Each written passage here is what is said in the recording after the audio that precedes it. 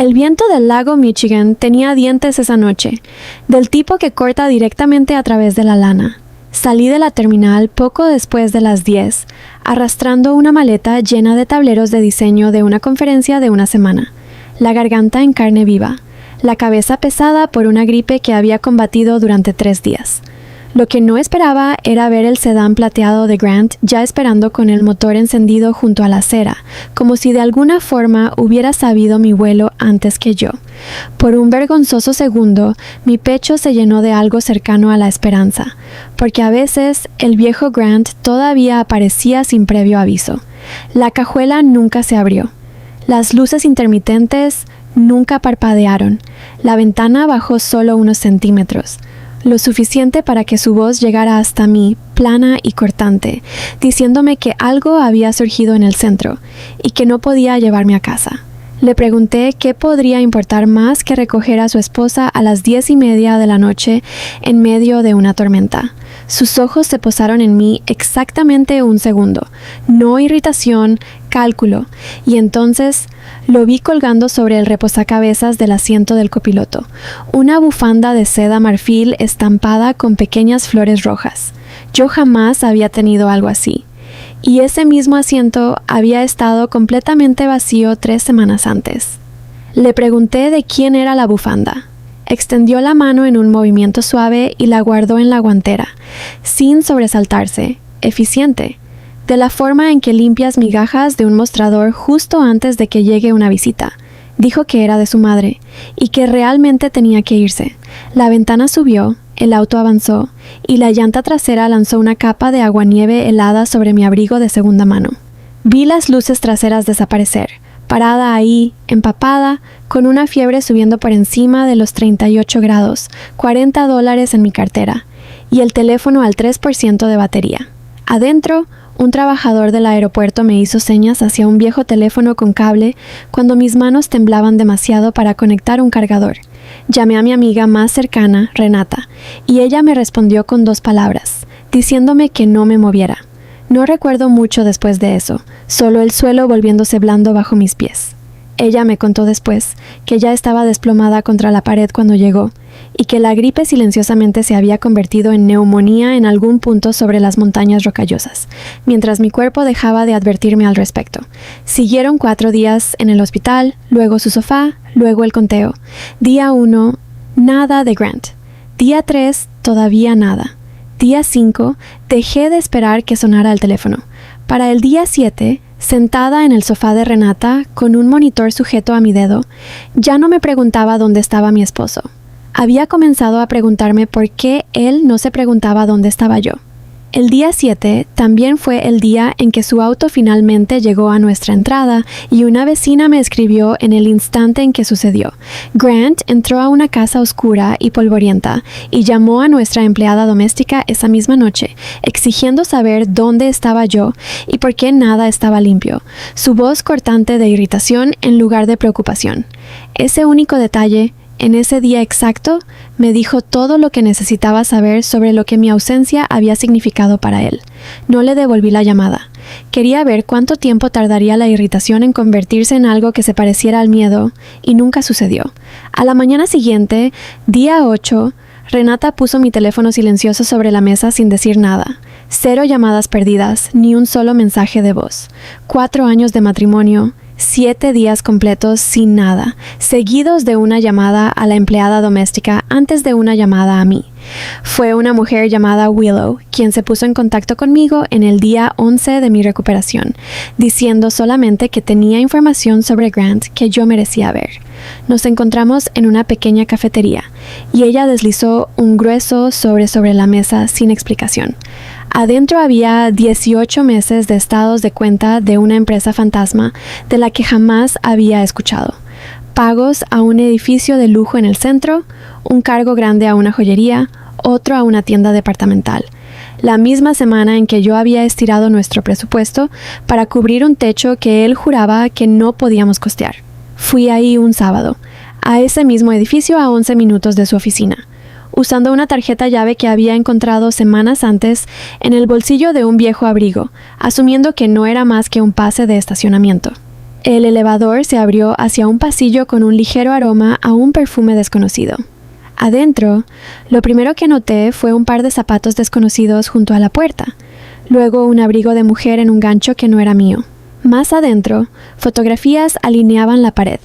Grant riendo con una mujer joven de cabello castaño rojizo, su brazo alrededor de la cintura de ella en un restaurante que reconocí del West Loop. 2 cepillos de dientes estaban en el baño. Un cajón medio abierto en la habitación tenía ropa claramente destinada a quedarse ahí, no a visitar. Solo entonces, sobre la mesa de café, encontré el libro de nombres para bebé, notas adhesivas con su propia letra marcando páginas. Un fragmento me regresó entonces. Una tarde años antes en que había mencionado formar una familia y Grant se había quedado extrañamente callado, cambiando de tema más rápido de lo que el momento parecía requerir. Lo había olvidado por completo hasta que ese libro apareció frente a mí. Sobre la barra de la cocina, una carta de un médico confirmaba una cita de embarazo para una mujer llamada Paige. Fotografié todo con manos que se mantuvieron extrañamente firmes, y todavía estaba parada ahí cuando escuché el elevador abrirse en el pasillo. Solo tuve segundos para deslizarme dentro del closet entre 2 fundas de ropa.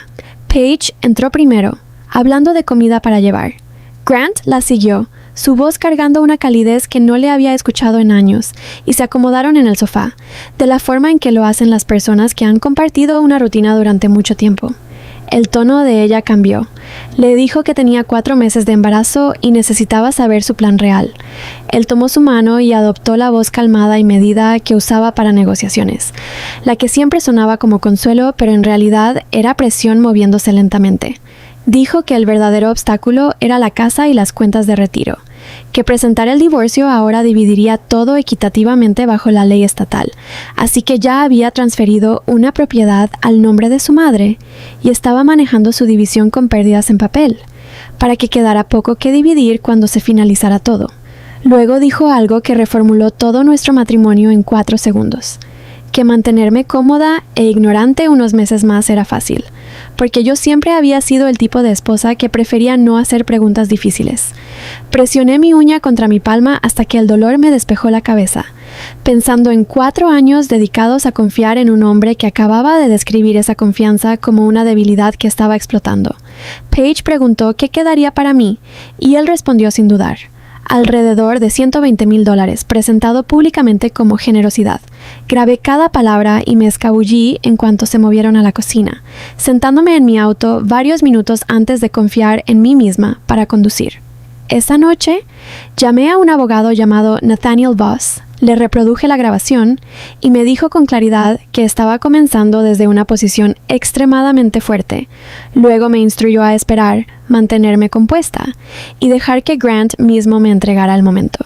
Solo después Willow me explicó por qué había estado observando a Grant durante 2 años, que era su media hermana, de una relación que su familia trataba como un secreto incómodo, y que después de la muerte de su padre, Grant había manejado el patrimonio de una forma que la dejó casi sin nada, luchando en silencio y perdiendo la mayor parte de lo que recuperó en honorarios legales.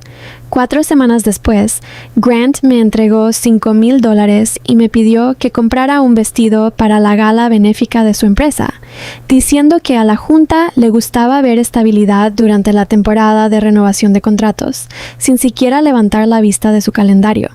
Gasté el dinero en mi retención legal en su lugar y usé un vestido que ya tenía. En la gala, me guió por el salón con la mano en mi espalda, presentándome a los miembros de la junta como un accesorio elegido, mientras Paige rondaba cerca toda la noche, y yo sonreía exactamente en los momentos que él esperaba, sin darle ninguna razón para sospechar nada en absoluto. Cuando la noche llegó a su presentación programada, yo ya caminaba hacia el escenario antes de que él registrara lo que estaba pasando. 2 hombres que Nathaniel había preparado se colocaron en su camino.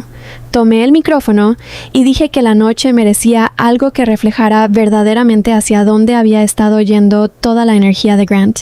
Luego asentí hacia la pantalla. No mostró la aventura primero. Se abrió con los estados de cuenta de la empresa fantasma junto a retiros corporativos coincidentes, luego la propiedad transferida, luego las fotografías del apartamento, luego la carta del embarazo. Cada pieza cayendo antes de que la sala pudiera adivinar qué venía después. hasta que una línea final vinculó 18 meses y 6 cifras directamente con él. La sala quedó en silencio antes de estallar en ruido. Vi a Grant encontrar mi rostro entre la multitud, y por un largo segundo ninguno de los dos se movió. Su boca se abrió, pero no salió nada, porque ya no estaba mirando una pantalla llena de evidencia. Me estaba mirando a mí y finalmente comprendiendo que yo había estado parada en ese closet, que yo había sabido durante semanas mientras él todavía creía que controlaba la situación. Ese único segundo de contacto visual fue la única disculpa que jamás recibí. Luego, la sala estalló en caos. Grant llegó hasta los escalones del escenario, pero lo retuvieron, su rostro rojo y manchado, gritando cosas que no tengo interés en repetir, mientras algo inesperadamente firme se asentaba sobre mí. Lo que siguió fue feo, de la forma en que las cosas necesarias a menudo lo son. Su equipo alegando manipulación hasta que Nathaniel produjo originales certificados, alegando celos hasta que Willow confirmó bajo declaración lo que había documentado durante 2 años. Durante el descubrimiento financiero, se citaron registros médicos y las pruebas de ADN volvieron mostrando que Grant se había sometido a un procedimiento en sus 30s que hacía imposible la paternidad, un hecho que jamás mencionó en 4 años de matrimonio. Ese cambio de tema silencioso de años atrás de repente cobró un doloroso sentido. El bebé no era suyo.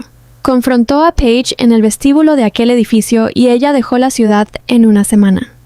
No sentí ninguna satisfacción real, solo alivio. El tribunal me otorgó la mayoría de nuestros bienes, revirtió la transferencia fraudulenta y removió a Grant de su puesto en la junta directiva. Su madre me sujetó el brazo afuera del tribunal y me dijo que yo había destruido a la familia. Le dije con suavidad que lo que se siembra eventualmente se convierte en lo que se cosecha. Luego caminé hacia un aire que se sentía como la primera respiración limpia en años.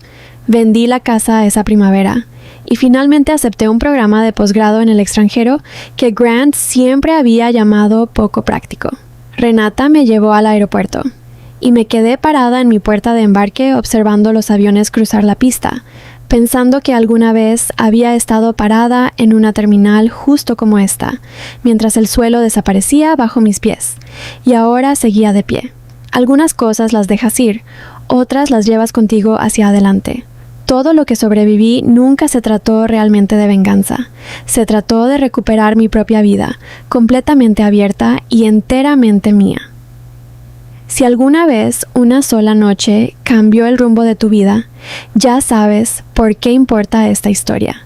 Si te tocó de cerca, suscríbete y únete a la familia de Cuentos de Venganza, porque la próxima historia podría ser la que te muestre que nunca es demasiado tarde para volver a levantarte.